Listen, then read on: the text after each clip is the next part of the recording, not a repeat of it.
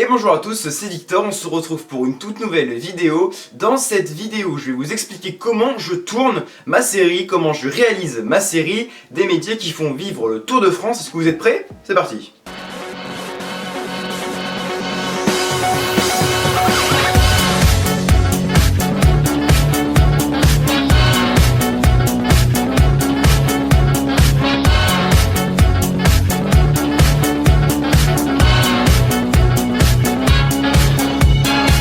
Donc, je vais vous... Ah oui, attendez. Je l'ai détruit.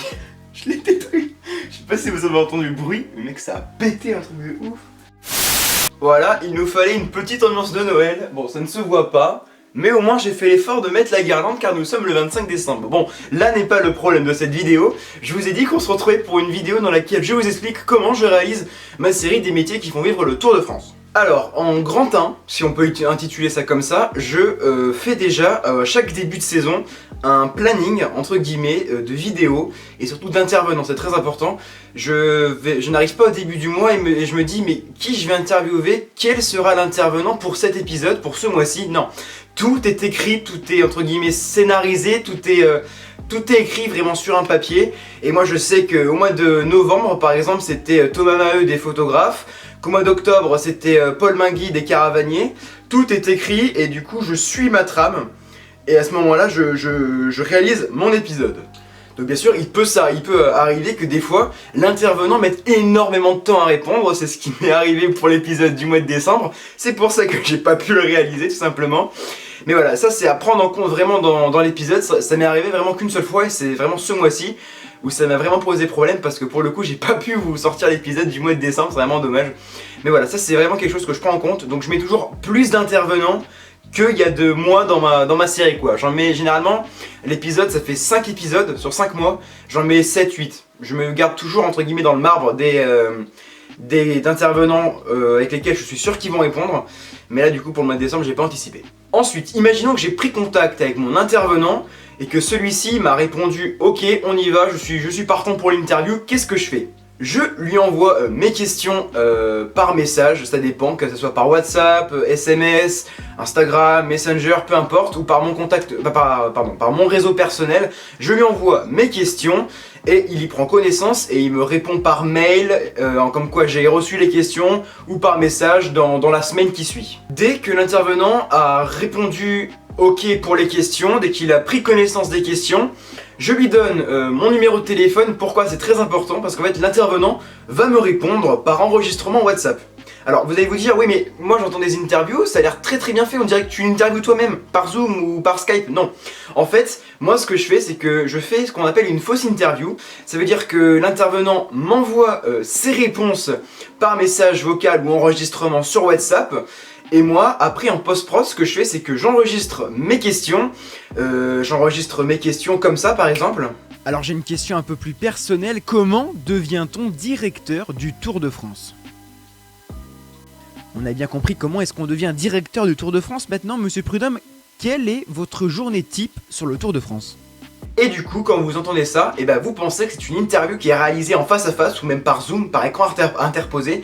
Eh bien pas du tout, ce sont deux enregistrements différents. Ça, c'était la magie du montage, la magie de l'épisode un petit peu, si je peux l'appeler comme ça.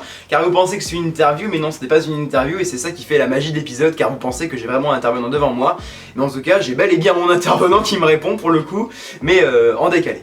Une fois que l'intervenant m'a envoyé ses réponses, c'est là qu'on passe directement en post-prod, comme je vous ai expliqué. Je pose ma voix, ensuite j'extrais les questions, hop, que je colle sur ma table de montage, je prends les réponses que j'additionne et ce qui fait au final un épisode complet. Je rajoute le générique fait par Occitane Productions, je rajoute aussi la petite miniature que je fais avant de réaliser la vidéo. Oui, je fais la miniature avant, soit sur la miniature j'utilise les photos que j'ai prises. Ça a été le cas pour les speakers et ça a été le cas pour les speakers et c'est tout. Sinon j'utilise mes photos sur Google Images, des photos libres de droit. Une fois que l'épisode est fini, du coup je le mets en traitement sur la table de montage Il est prêt, il est disponible, il est disponible en MP4. Ce que je fais, c'est que je le regarde toujours 3 fois. C'est très important de regarder 3 fois. Car à l'époque, j'ai été surpris sur une vidéo, je l'ai mis en ligne sur YouTube et je m'aperçois qu'il y avait un gros blanc.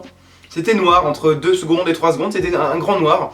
Donc pour éviter ce genre de problème sur des épisodes qui me prennent énormément de temps à réaliser, je regarde toujours 3 fois la vidéo avant de la mettre en ligne. Ce qui me permet bien évidemment d'éviter tout problème, d'écouter, de regarder les textes, de check les fautes, de regarder un petit peu si j'ai pas non plus fait de faux accords comme ça, mais sinon ça ne m'est jamais arrivé sur un épisode d'un LMQFVLT, mais en tout cas je fais vraiment attention parce que ce genre d'épisode me prend du temps et en tout cas ça me tient vraiment à cœur, donc c'est pour ça que j'aime faire le travail proprement. Une fois que la vidéo est checkée, une fois que la vidéo est ok, je la mets en planification sur YouTube et elle est disponible le samedi en milieu du mois.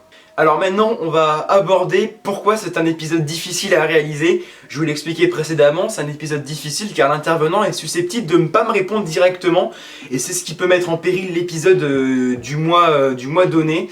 Donc c'est pour ça que moi je fais toujours, comme je vous l'ai dit, dans le marbre, je mets toujours quelques intervenants entre guillemets que...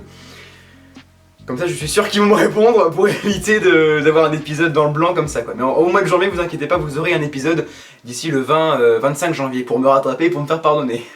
Maintenant en point positif, en tout cas en choses positives que j'ai eues dans les épisodes d'LMQFVLT, eh bien on peut dire que j'ai pu agrandir entre guillemets un réseau de contacts, un réseau de personnes, même si LMQFVLT m'a fait prendre du réseau, même si j'en avais déjà un petit peu, mais voilà, ça m'a vraiment permis de discuter avec des personnes dont jamais j'aurais eu l'occasion de discuter, à l'image de Christian Prudhomme, Alexandre Pasteur, Johan Ofredo, je ne dis plus rien.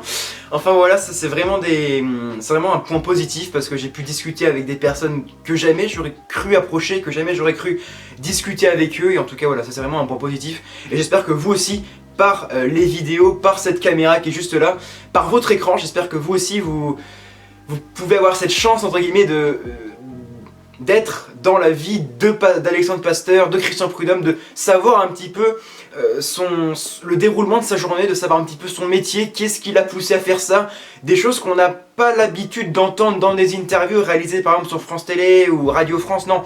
Là je suis vraiment dans un aspect de vous faire découvrir ce qu'est le métier de mon intervenant, et non pas de balayer non plus en vitesse son parcours, non, je veux vraiment qu'il rentre dans les détails, qu'il vous explique un petit peu et qu'il m'explique au passage comment est-ce qu'il fait pour faire ça, comment ça se passe dans le camion commentateur, comment ça se passe dans la voiture rouge au gyrophare de Christian Prudhomme.